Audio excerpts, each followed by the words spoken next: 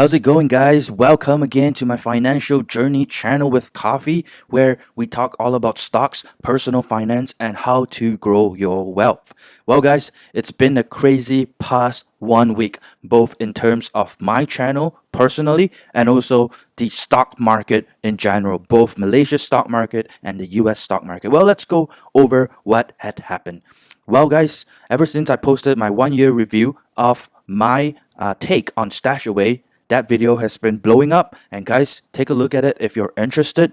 Look at what I have to say about StashAway and my opinions on it. And ever since then, I've noticed also there are different YouTubers that have already come out, or articles that have already come out and talk more about StashAway. And some are talking about it as if it's the best thing in the world, and some are dishing it as if it's not that good. Well, today, one of my rebuttal of one of the YouTube channel is that this person, he basically is comparing StashAway with multiple funds, for example, like the unit trust, like a fixed deposit, and so on. And this video is just to go through over how safe is StashAway. It's basically a question that is asked by one of the comments that was left on my video, as you can see right here. And so I'm going to answer this question: how safe is StashAway? Well, guys, what StashAway is not, it is not a fixed deposit. A fixed deposit is something that is guaranteed by the bank. The bank would guarantee you a certain amount of interest, let's say 2%, and you would just have to put your money there for a set amount of time and you will definitely get that 2%. Whereas StashAway, it is not guaranteed. It's like investing in any other stocks or unit trust where nothing is guaranteed. And so this YouTuber is comparing between a fixed deposit and StashAway. Technically, about the safety and how fixed deposit is guaranteed and StashAway is not guaranteed. Well, guys, you can't really compare it. It's not apples to apples comparison. A fixed deposit, it's guaranteed by the bank and it's PIDM insured, meaning it's insured by Bank Negara, where if anything happens to the bank, whatever, if they go bankrupt, they go bust, the money would be dispersed. Whatever money you put in would be dispersed to you accordingly, right? But for StashAway, it's slightly different because it is a investment fund. It cannot be PIDM insured, just like any other unit trust, just like any other stock, just like any other thing that you invest in. None of them. Show me one unit trust or one ETF or anything like that that is PIDM insured. None of them are insured. So let's get that out of the way. StashAway is not a fixed deposit. But here's the question, right? How safe is StashAway? I've been using it for now slightly more than a year now, and I think it's really safe. Look at their security page. This is how they explain about their security. First of all, guys, many robo-advisors, or there are few robo-advisors that are not licensed by the Security Commission, where this StashAway Malaysia is basically licensed by the Security Commission of Malaysia. Now, what does this means to us normal investors? Well, it just means that if there's any fraud or any misconduct that was done by StashAway, we as normal citizens will be able to report it to the Security Commission of Malaysia, and then they would investigate in it. And if there's any wrongdoing, they would then regulate it. So basically, every action that they do is regulated by the Security Commission of Malaysia. So that gives us a little bit of peace of mind, knowing that when we invest our money, when we do something and give our money and invest our money with StashAway, it's all going to be followed with the regulation and protocols. So that's first of all. Well, the second part is, you can see it talks about the security server infrastructure that they have. I think this is pretty basic. Everyone's using AWS, right, as the monitoring services, and I'm not sure what other layer security services they have, but that's part of the security. Two-factor authentication, basically on the app, right? You need your OTP password. You can log in by your fingerprint and also your pattern. Pretty basic too. And then lastly, withdrawal verification, where you'll always receive email notifications for your record for every transfer and withdrawal. And for your security, any suspicious transfer will be automatically flagged for investigation.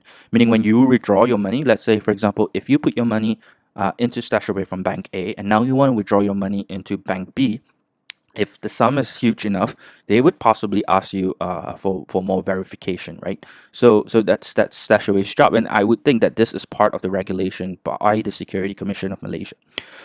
Now, the question also comes to me is that what happens Seeing that StashAway is only a startup of 5 to 6 years, what would happen if they go bankrupt, right? It's a possibility because they are a startup, right?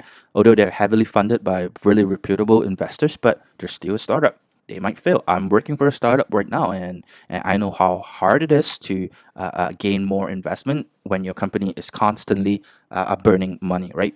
So, where is your money kept? Well, in the event when if StashAway does go bankrupt, this is where your money is kept. It is kept in a Citibank trust account. So basically a Saxo Capital Market account, right? So how it works is when we deposit money to StashAway, say for example 100 ringgit, StashAway would then transfer it onto the Citibank trust account. And what Citibank would do is that they would then convert that 100 ringgit into maybe about whatever, right? 30 ringgit, 30 US dollar. And then once they convert it, then they would take that 30 US dollar and invest in the ETFs according to your portfolio. Now, if StashAway does go bankrupt, what would happen is that StashAway is basically shut down, but this Citibank trustee account is still there because it's like any other bank, right? So your money is still with Citibank trust account. So what would happen eventually is that when StashAway go bust, Citibank would then slowly disperse the money back to you, right? So in that sense, StashAway cannot touch the Citibank trust account. All they have is just data and information on their customers and how much they have, but technically they do not have direct access to that account. So that's pretty safe for us, right? Knowing that there's accountability on both sides where StashAway is accountable, and knowing that our money is in this trust account and it's also accountable, right? And so we can find where they are. Now, people would also ask me, is StashAway a scam? Well, guys, I urge you to read more and to maybe research a little bit more about StashAway. So far, StashAway has been really good.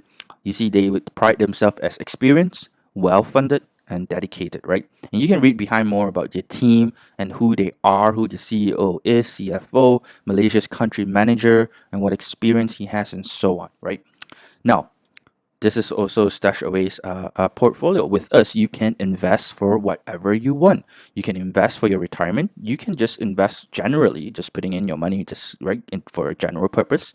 And you can also use StashAway Simple. Basically, these two are the two different products that they have. One is a portfolio where they invest in multiple ETFs. The other is basically just investing in a money market fund, which is StashAway Simple. So, guys, basically, to conclude it, StashAway is really safe. First of all, it's because it's licensed by the Security Commission of Malaysia. Whatever happens, they're accountable. StashAway Security Commission Malaysia would investigate them whenever there's any wrongdoing or deemed to be any wrongdoing. And all the regulations and guideline has to be in line with the Security Commission of Malaysia. Secondly, StashAway do not have direct access to your bank account because to the funds that you invest in, because what happens is that that money is basically kept in a trustee account, and so when they go bust, our money would still be there, right? And it would be slowly dispersed to us. So overall, I would say if you would compare StashAway with, let's say, I don't know what kind of investment platform do we use here in Malaysia, right? Like say a bank, right? Just Hong Leong or Maybank investment, right? You open a investment account with Maybank. Um, Maybank obviously is more reputable than StashAway, right? They've been there, they've been around for some time, and so you can trust them. So in the event when something happens, you know that Maybank would most likely return your money, right? Whereas StashAway, it's new, and so they know that customers have to slowly build trust in them. And so there's customers that would constantly and always be skeptical, and that's your right, right? It's your money. You invest where you think is the safest or where you believe would give you the best return, while at the same time being able to sleep at night. And so StashAway, knowing that, what they've created is layer of securities and layer of comfort for their customers, right? So to sum it up, I think you don't have to worry with StashAway. What I would advise you guys is that if you're worried, you could sign up with my referral link down below. Put in maybe 100 ringgit, right? Put it in there for like 2 to 3 weeks. Then try to withdraw it again and see the whole process, see of how long it takes to put in your money, how long your money is invested, and how long if you withdraw it, how long it takes to take out of your account. So that's all I have today about how safe is StashAway. That's all for now, guys. And if you're interested in StashAway, look at my other videos. I've explained it pretty well, I feel like, and it will give you a more detailed picture. Let me know what you want to know more. And that's all for today. Thank you, guys. Bye.